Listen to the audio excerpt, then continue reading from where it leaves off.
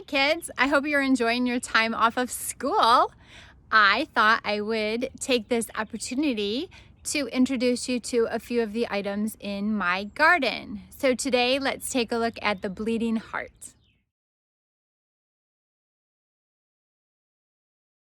So this is just the beginnings of the bleeding heart. The bleeding heart belongs to the genus, that's how scientists classify organisms. It belongs to the genus Dicentra.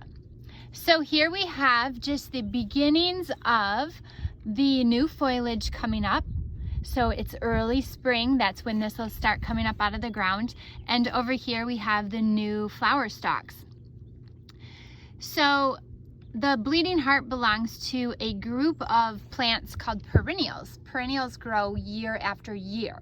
So you don't have to replant them from seed each year like you do an annual. The bleeding heart is native to the eastern United States. Here in Michigan, it's often called a cottage plant because we find it up north. So one of the reasons it's one of my favorites is because I often saw them up in Higgins Lake when I was growing up as a child.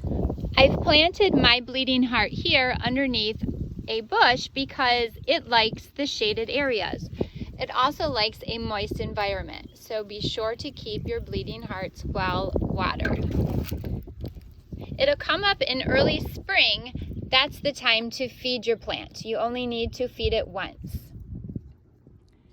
The bleeding heart likes a shady environment, so by midsummer it will start to die back. But don't worry, it'll grow back next spring.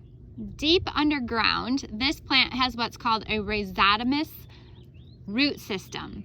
So those are fleshy roots that store nutrients to feed it all winter long, as well as genetic material, DNA, for it to grow back in the spring. Stay tuned to find out why this plant is called a bleeding heart.